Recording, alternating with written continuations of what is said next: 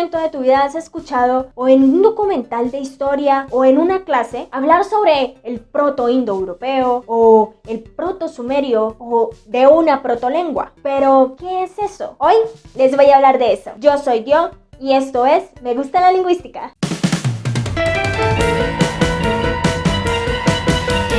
Lingüinas y lingüinas amantes de la lingüística, espero que estén muy bien. Una protolengua es una reconstrucción de una lengua, de un antepasado. Es una lengua creada. Pero este método nos permite a nosotros los lingüistas reconstruir y remontarnos al pasado y observar elementos lingüísticos que ya no podemos observar directamente. Para esto se utilizan herramientas de la lingüística diacrónica, lingüística histórica y lingüística comparada. Existen varios métodos, pero el más usado y el más efectivo es usando el método comparativo, que como su nombre lo dice, básicamente es comparar. Este se aplica con lenguas similares, que tengan parentesco, que tengan características en común, con el fin de poder deducir de estas una lengua raíz, una primera lengua, de la que se hayan derivado todas. Ahora, para aplicar el método comparativo, lo primero que se debe hacer es hacer un diagnóstico de las lenguas o el grupo de lenguas que vamos a analizar. Este diagnóstico, por supuesto, se basa en un orden metodológico y es el reconocimiento de algún tipo fundamental de cambio de un segmento en un ambiente o contexto similar en diferentes lenguas. Es decir, buscar fonemas que suelen afectarse o presentarse en contextos similares en diferentes lenguas y que además estos entre sí tengan una característica o rasgo lingüístico en común. Esto se logra observar muy bien dentro de la fonología de las diferentes lenguas a analizar. De hecho, la parte más sólida de la reconstrucción de estas protolenguas está en su fonología. Estas comparaciones se pueden realizar haciendo una lista de connados, es decir, palabras que sean muy similares de significado o de hecho que tengan un significado igual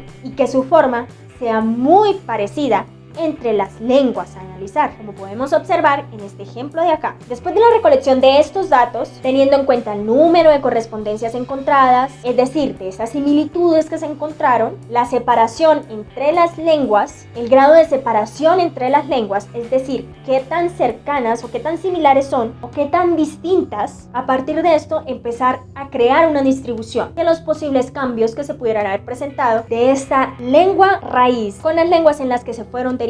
Es decir, establecer conexiones o correlaciones regulares entre ellas que den razón de los cambios presentados en cada una de estas variantes. Luego de esto, subagrupar las diferentes lenguas, hacer como el árbol genealógico, cuál salió de esta, cuál se transformó en esta, cómo pasó, teniendo en cuenta su grado de parentesco, la evolución de los diferentes segmentos lingüísticos analizados y, por supuesto, determinar las reglas fonológicas no solo de los cambios de las lenguas que se derivaron, sino también las reglas fonológicas que tenía esta lengua raíz. Entonces, primero se hace un diagnóstico, se analiza las similitudes y diferencias en los segmentos lingüísticos de las diferentes lenguas. A partir de esto y los rasgos comunes y las clases naturales dentro de estos segmentos, determinar un hipotético segmento raíz del cual se derivaron todos, establecer los posibles cambios que se pudieron haber llevado para que evolucionaran en otro subgrupo y a partir de esto subagrupar el resto de las lenguas, crear como una especie de árbol genealógico, siguiendo correlaciones regulares entre ellas y por supuesto determinar los fenómenos lingüísticos que dieron lugar a estos cambios, las reglas fonológicas, morfológicas y sintácticas que se han derivado de una lengua común, de esta protolengua. Este proceso es bastante visible en la reconstrucción fonológica de una protolengua. Sin embargo, para ya reconstruir su morfosintaxis y su sintaxis, se requieren de aún más comparaciones, más rigurosidad y ejercer aún más poder deductivo. Así que hacer una reconstrucción, una protolengua que dé cuenta de lo más parecido a la realidad que pudo suceder, no es una tarea nada fácil. Esto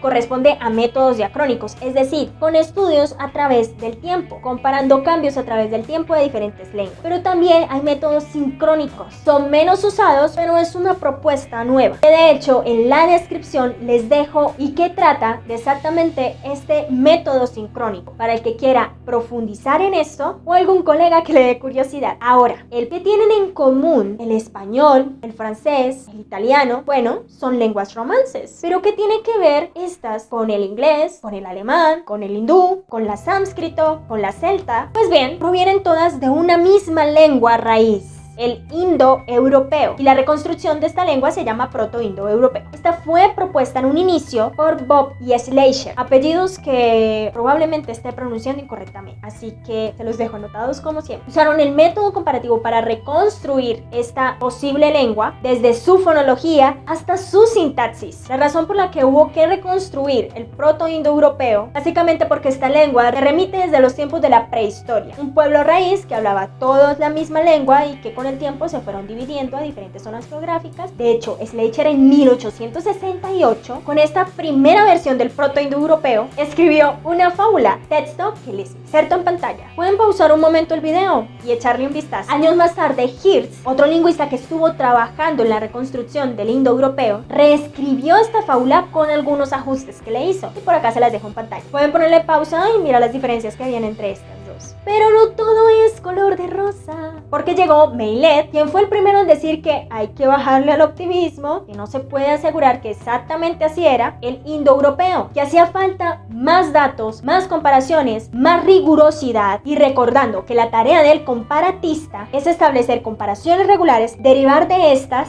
la reconstrucción de la lengua. Este punto de vista más aterrizado y racional llevó a que más adelante se hicieran aún más trabajos comparativos para reconstruir el indoeuropeo con mucha más rigurosidad, con muchos más puntos de vista, con muchos más consensos, y por supuesto la idea no es deslegitimar el trabajo que ya hicieron anteriormente, sino hacerlo más riguroso. Así que con todos estos aportes que se hicieron posteriormente a esto, estos dos lingüistas en 1979, con todos estos ajustes recogidos más los que ellos aportaron, reescribieron la fábula, y el texto se los voy a insertar en pantalla.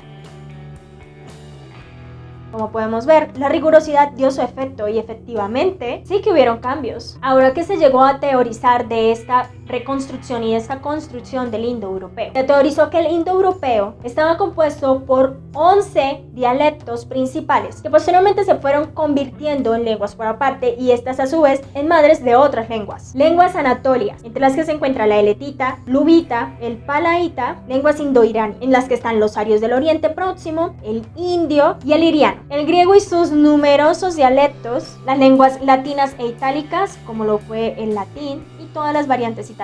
El germánico oriental, el germánico occidental y el nórdico. El celta, en el que está el galo, el celta insular, el gaélico o irlandés y el británico. Otro grupo son el armenio, el báltico, también está el eslavo y el tocario. Aquí les inserto un ejemplo de la comparación que se realizó a estas distintas lenguas que eran posibles dialectos anteriormente del indoeuropeo. Comparación que respeta a las consonantes oclusivas. Las que tienen el asterisco es ese posible fonema del indoeuropeo, ese fonema raíz, y los otros son la correspondencia a este mismo fonema por diferentes cambios. En este cuadro tenemos una comparación bastante delicada de tres consonantes que son muy similares. Las tres son oclusivas bilabiales.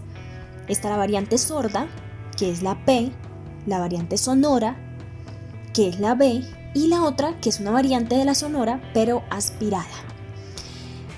En estas mismas, en cada fila, encontramos la comparación que se hizo de ese mismo fonema correspondiente de cada una de esas lenguas en contextos muy parecidos, similares y si no iguales, en los que se presenta en mayor cantidad el fonema que se fue a escoger como el fonema presunto de esta protolengua. Y los otros que han cambiado se han justificado por otras variaciones que se dan a nivel fonológico, ya sea por los cambios geográficos del pueblo o por distintas cosas ambientales y sociales que pudieron haber llevado a ese cambio. Y por supuesto, todo se debe justificar con teorías lingüísticas. Estas comparaciones y estas conclusiones de los posibles fonemas raíz se hacen también siguiendo leyes lingüísticas, como por ejemplo la ley de Grimm, que hablaré en otro video acerca de ello. A continuación en pantalla les inserto algunas otras comparaciones que se hicieron con otros grupos de consonantes y también de vocales. Y bueno, reconstruir una lengua no es una tarea de 3 días, es una tarea que puede llevar muchísimos años para hacerlo de forma rigurosa y seria, en el que no solamente hay que comparar, sino también darle solidez a las deducciones que se sacan a partir de esas comparaciones. Es una maravillosa aplicación de la lingüística histórica y comparada. Y bueno, espero que les haya gustado muchísimo este video. Si es así, pueden darle un like y compartir. No olviden suscribirse y prender la campanita de las notificaciones. Por aquí les dejo mis redes sociales para que me sigan y estemos más en contacto. En Facebook estoy subiendo contenido que no subo aquí a YouTube, así que te invito a que la sigas. Así que lingüinos y lingüinas, pórtense bien, cuídense mucho, dense en casita, lávense muy bien las manos y nos vemos en la próxima. Chao.